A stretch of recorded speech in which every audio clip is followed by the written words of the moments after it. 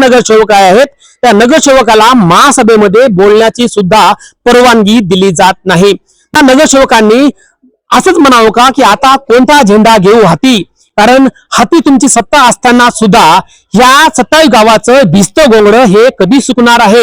शिक्षणाचं हे माहेरघर म्हटलं जातं आणि डोंबिवली ही सांस्कृतिक नगरी बोलली जाते आणि त्या सांस्कृतिक नगरीमध्ये असांस्कृतिक काम आपण खासदार महोदय करत आहात।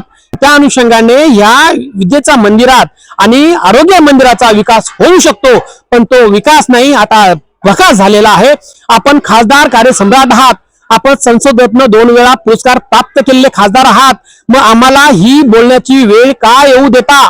कारण ही अवस्था ही 27 गावातल्या नागरिकांच्या, विद्यार्थ्यांच्या, पालकांची आहे, जेणेकरून ह्या विद्यार्थी इथं अ ब क ड गिरवत शिक्षणाचं महामेरू अंगीकृत करतात। पदवीधर विद्यार्थ्यांना समाज कल्याणकडनं तुमच्या कल्याण डोंबिवली महापालिका स्मार्ट सिटी म्हणताना आपण ती स्मार्ट सिटी नाही, ती भका सिटी म्हणता। आपण खासदार आहात, आपण डॉक्टर आहात, आपला ती जाण आहे, आपण ती जाण ठेवून हे शिक्षण विभाग आणि आरोग्य विभाग हे 27 गावे महापालिकेत समाविष्ट करा, तेव्हा तुमची स्मार्ट सिटी होईल, अन्यथा ती भका सिटी आम्ही संबोधित करू। स्थानिक 27 गावाच्या जे काही विद्यार्थी शिक्षण घेत आहेत त्याची हेळसांड का करताय?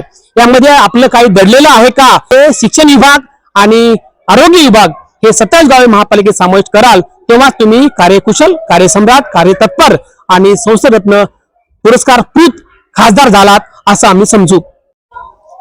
तर दर्शक बांधवांनो, आपलं पुन्हा एकदा सिद्धेश्वर वार्ता न्यूज मध्ये स्वागत आहे।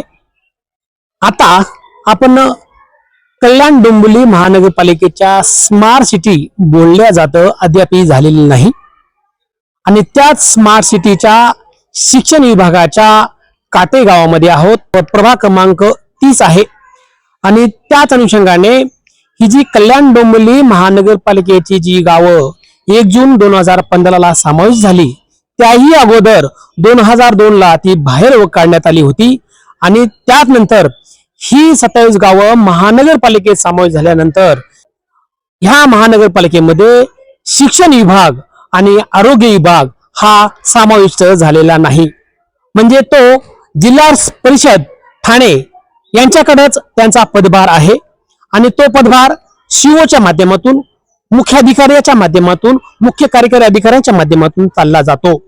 परंतु ह्या कल्याण डोंबिवली महानगरपालिकेचं अवघड दुखणं झालेलं आहे, कारण कल्याण डोंबिवली महानगरपालिका ही सीओ कडे पत्रव्यवहार करते आणि सीओ हे महानगरपालिकेकडे पत्रव्यवहार करतात असं सिद्धेश्वर वार्ता न्यूजच्या ज्ञात झालेलं आहे। काही संबंधित महापौरांनी सुद्धा माहिती दिलेली आहे।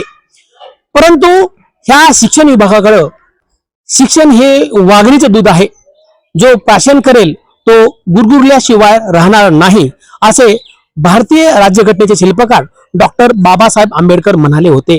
परंतु ह्या जिल्हा परिषद शाळेकडे लोकांचा बघण्याचा दृष्टिकोन हा खूप बदललेला आहे। जिल्हा परिषद शाळेमध्ये ही गरिबीची शाळा असं भेदभाव होत आहे। त्याच अनुषंगाने आपण कल्याण डोंबिवली महानगरपालिकेच्या महापौर मॅडमला संपर्क साधला होता, परंतु मॅडम बोलतात की तुमची गावं ही 27 गावं जिल्हा परिषदकडे असल्या कारणानं तुमच्या अपत्याला किंवा तुमच्या मुलांना ह्या कल्याण डोंबिवली महानगरपालिकेमध्ये कोणत्याही प्रकारचा निधी किंवा शिक्षणासाठी जो निधी भेटतो समाज कल्याणकडनं तो निधी भेटणार नाही। तर त्या अनुषंगाने एकीकडे सन्माननीय खासदार डॉक्टर श्रीकांत एकनाथराव शिंदे हे 2दा संसद रत्न पुरस्कार प्राप्त झालेले खासदार आहेत। त्यांनी त्यांचं नाव, त्यांना उपमा सुद्धा दिलेली आहे, इन्फ्रास्ट्रक्चर मॅन, कार्यसम्राट खासदार, कार्यसम्राट, कार्यकुशल, कार्यतत्पर हे खासदार डॉक्टर श्रीकांत एकनाथराव शिंदे झालेत। परंतु त्यांनी 27 गाव महानगरपालिकेत 1 जून 2015 ला समावेश झाल्यानंतर ह्या शिक्षण विभागाचा आणि आरोग्य विभागाचा कायापालट त्यांनी केला पाहिजे होता, तसा कायापालट झालेला नाही आणि ह्या शाळेमध्ये ज्या असुविधेचा वानवा आहे तो वानवा अक्षरशः पेटलेला आहे। कारण एकीकडे सन्माननीय खासदार डॉक्टर श्रीकांत एकनाथ शिंदे हे मंदिर, हिरकेश्वर मंदिर असेल, पिंपळेश्वर महादेव मंदिर असेल, हे मंदिर सुधारण्यासाठी त्या अनेक प्रकारच्या देणग्या किंवा निधी ते उपलब्ध करून देतात। परंतु एकीकडे शिक्षण विभाग आणि आरोग्य विभाग हा पूर्णतः त्यांचा चोपटा झालेला आहे. कारण आरोग्य विभागामध्ये गेलात तर आरोग्यवर्धिनी मंदिर जे आहे ते मंदिर धूळ खात पडलेलं आहे. त्या ठिकाणी एक एमओ एक बाकीचे परिचारक त्या ठिकाणी उपस्थित असतात, परंतु तिथं असुविधा आहेत. कारण एक्सरे मशीन असेल किंवा बाकीचे उपकरणं असतील, ते उपकरणं त्या ठिकाणी त्यांना उपकरणाची सुविधा त्या ठिकाणी पुरवल्या जात नाही आणि ती सुविधा पुरवण्यासाठी त्यांना ठाणे किंवा इतर हॉस्पिटलमध्ये जावं लागतं. आणि महोदय, खासदार महोदय, आपण ह्या गंभीर बाबीकडे कधी लक्ष देणार आहात, जेणेकरून शिक्षण घेतल्याशिवाय माणसाची, विद्यार्थ्यांची प्रगती होणार नाही, त्यांना ते दूध प्राशन केल्याशिवाय त्यांची प्रगती होणार नाही. आणि ह्याच जिल्हा परिषद शाळेमध्ये माझी कन्या पदवीधर झालेली आहे, त्यांना इतर काही शासनाकडे निधी भेटणार होता, तो निधी भेटणार नाही. कारण समाज कल्याणाकडनं जे काही मागासवर्गीय विद्यार्थ्यांना निधी भेटतो तो निधी भेटत नाही. कारण की आम्ही 27 गाव महापालिकेत समाविष्ट होऊन सुद्धा, तुमच्या स्मार्ट सिटीमध्ये समाविष्ट होऊन सुद्धा आम्हाला त्याचा लाभ भेटत नाही. याचं मूळ कारण काय की जिल्हा परिषदकडे याचा पूर्ण कारभार असल्या कारणानं ती महानगरपालिका आमच्या विद्यार्थ्यांना, आमच्या इथल्या स्थानिक रहिवासी असून सुद्धा, स्थानिक शिक्षक या शाळेमध्ये माझ्या मुलीने शिक्षण घेतलं, इतर मुली पण शिक्षण घेत आहेत आणि त्या मुलींना महानगरपालिकेचा फायदा मुळीच भेटत नाही. सन्मान्य खासदार महोदय, आपण या बाबीकडे गंभीरतेने बघणार आहात का? कारण तुम्ही स्वतः डॉक्टर आहात, आर्थो डॉक्टर आहात, त्या अनुषंगाने आपण आरोग्य मंदिर सुद्धा तिकडे त्या धूळ खात पडलेलं आहे. आरोग्य मंदिरामध्ये असुविधेचा वानवा पेटलेला आहे आणि एखादा रुग्ण त्या ठिकाणी गेल्यानंतर त्यांना ठाण्याकडे रस्ता दाखवला जातो. म्हणजे हे आरोग्य मंदिर उभे करून शासनाचा पगार, एमओ असेल, बाकीच्या नर्सेस असतील, परिचारिका असतील, त्यांना पगार दिला जातो. मग त्या ठिकाणी असुविधा का? टोटल उपकरणं त्या ठिकाणी उपस्थित का नाही, त्याची आणून का ठेवले नाहीत, जेणेकरून रुग्णाला त्या ठिकाणी सर्व उपचार भेटला पाहिजेत. मेडिसिन असेल तर मेडिसिन अर्धवट असतं. मग मेडिसिन अर्धवट का? कारण आरोग्य विभागाच्या माध्यमातून मेडिसिन परिपूर्ण भेटलं जातं, त्यामध्ये पण मोठा भ्रष्टाचार झालेला दिसून येतोय. कारण आम्ही पत्रकारिता करताना हेच माझं उद्देश आहे. सन्मान्य खासदार डॉक्टर श्रीकांत एकनाथ शिंदे आणि सन्मान्य ह्या ठिकाणचे आमदार राजेश्री गोवर्धन मोरे यांनी ह्या बाबीकडे लक्ष दिलं पाहिजे. महत्वाचं म्हणजे महासभेमध्ये एखादा प्रश्न उपस्थित करायचा म्हटलं तर नेत्याचा परवानगी घ्यावी लागते आणि एखाद्या नगरसेवकाला महत्वाच्या बाबीवरती आयत्या वेळी बोलता येत नाही.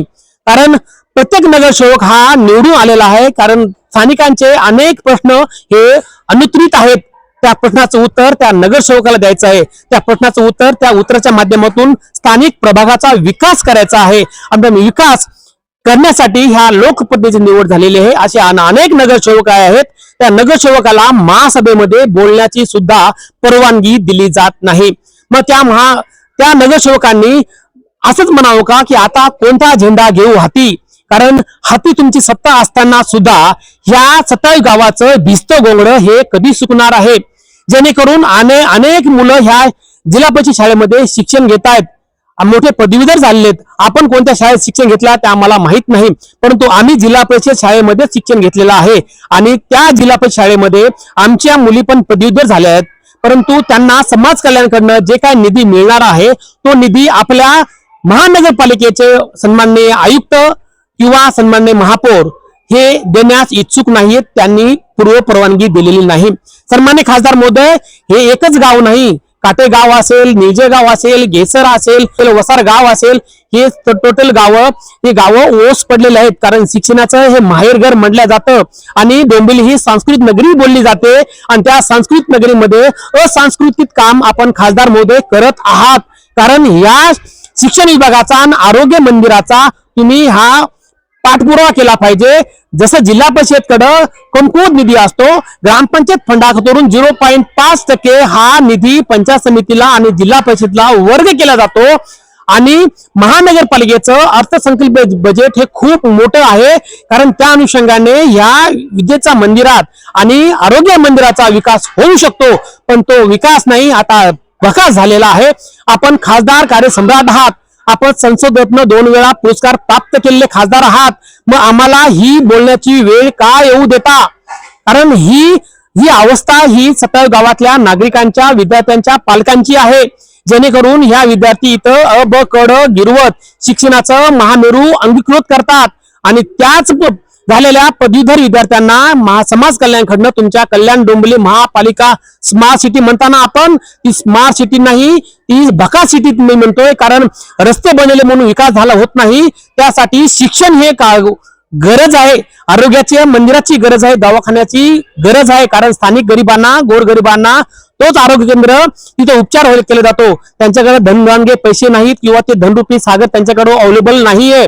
कारण आपण खासदार आहात, आपण डॉक्टर आहात, आपला ती जाण आहे. आपण ती जाण ठेवून हे शिक्षण विभाग आणि आरोग्य विभाग हे 27 गावे महापालिकेत समाविष्ट करा, तेव्हा तुमची स्मार्ट सिटी होईल. अन्यथा ती भका सिटी आम्ही संबोधित करू. कारण तुम्हाला वारंवार तुमची प्रतिक्रिया घेण्यासाठी येतो, परंतु आपण फक्त तुमचे पत्रकार घेऊन बाईट प्रतिक्रिया देतात आणि बाजूला सरकतात. पण आम्ही सोशल मीडियाचे छोटे पत्रकार जरी असलो तर ती गाभा, ती शिक्षणाचा गाभा, त्या आरोग्याचा गाभा आम्हाला माहिती आहे. कारण गोरगरिबाकडे उपचार करण्यासाठी पैसा नाहीये. आपल्याकडे असेल, आपल्या पदाधिकाऱ्याकडे असेल, परंतु स्थानिक गरीब मतदार आहेत, त्या मतदारांनी तुम्हाला खासदारपदी निवडून 3दा दिलेलं आहे.